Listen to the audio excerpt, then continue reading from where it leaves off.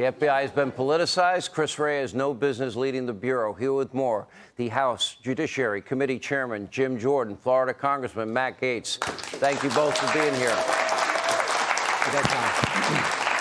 Chairman Jordan, let me start with you. Yeah.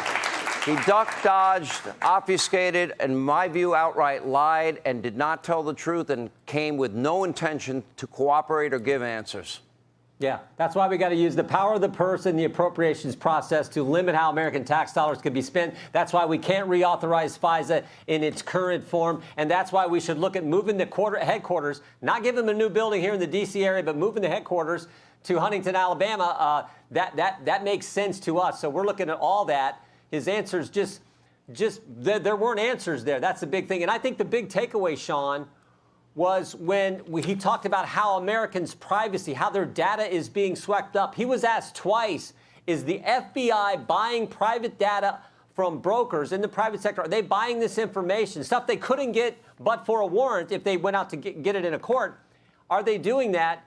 And both times he said, I'll have to get back with you. And then, of course, there's what he did with Bank of America, what the FBI did, where they got that information from Bank of America about their customers' and purchased history and information related to whether they'd purchased a firearm. Let me go to you, Matt Gaetz. You brought up the WhatsApp messages. I am sitting here with my father. What also happened is apparently that call must have gone through that night after the threat, because I viewed it the way you did. It looked like a shakedown to me, sounded like a shakedown anyway, read like one.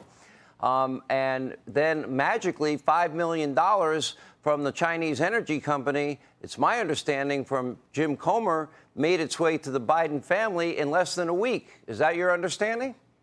It is, and no one ever pays a bribe to not get something in return. And in this case, we saw the Department of Justice under Joe Biden dissolve the China initiative that President Trump had set up to go after Chinese influence, buying off our politicians, infiltrating our universities. And what we got from Director Wray was really a cascade of lies. He lied about not repositioning assets to investigate speech at school board meetings. We already had whistleblowers tell us that was true. He lied about how FISA was used. He lied about how people associated with January 6th were treated. And I want to respond to something that Chris Christie said on Fox News earlier today. He said that Christopher Wray had delivered extraordinary results. The problem is they're just extraordinarily awful. And like Chris Christie criticized us for engaging in fundraising theater during this committee. And I'm not going to take my notes on fundraising from a guy who was a lobbyist and was snout down in the lobbyist financial money laundering situation when he was raising money from them as governor of New Jersey. So I'm more likely to take like Chris Christie's exercise plan than I am his fundraising strategy. He left office, Matt, with a 14% approval rating, and I think he's a clown. And he's better off sitting on that beach in the beach chair out of a beach that he had closed down to the rest of the people in New Jersey. Let me ask you about another line, Jim Jordan, that the FBI director used today, that the FBI does not moderate content. Excuse me. What were they telling? What did we learn in the Missouri case in terms of Yoel Roth, former integrity site head at Twitter, who told us in those weekly meetings with big tech, in this case Twitter, but other big tech weekly as well, that the misinformation you have to be on the lookout for may be about Hunter Biden. Didn't he say that? Yeah, a federal judge disagreed with what Christopher Wray testified to today, and he did that decision on July 4th, just 8 days ago. For goodness sake, that's exactly what happened with the decision. When it came to the decision with Mr. I drew a blank there, Sean. I apologize. Yep. I got a huge echo in my ear, and I can't even hear. Sorry about that. Go ahead, pick up. But yeah, that's exactly what happened. They pre-bunked this story, and Facebook specifically asked the FBI, is the Hunter Biden story Russian misinformation?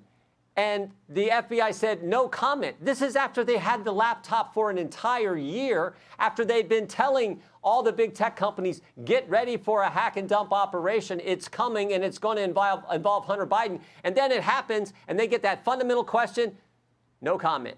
And this is from the Foreign Influence Task Force director, the lead on that Foreign Influence Task Force that Christopher Wray created. I think one of the defunding efforts, Matt Gaetz, needs to be defunding the salary of Christopher Wray. I agree. It was disappointing to me that my colleague Ken Buck, a Republican from Colorado, a great conservative, said he wouldn't support our efforts to defund the salary of Christopher Wray. I think the question for the Judiciary Committee... He's making a big mistake, and anybody in Congressman Buck's district watching needs to call his office tomorrow and say, defund the salary of the FBI director who has shown nothing but politics being played at the Bureau, and also the weaponization of the Bureau.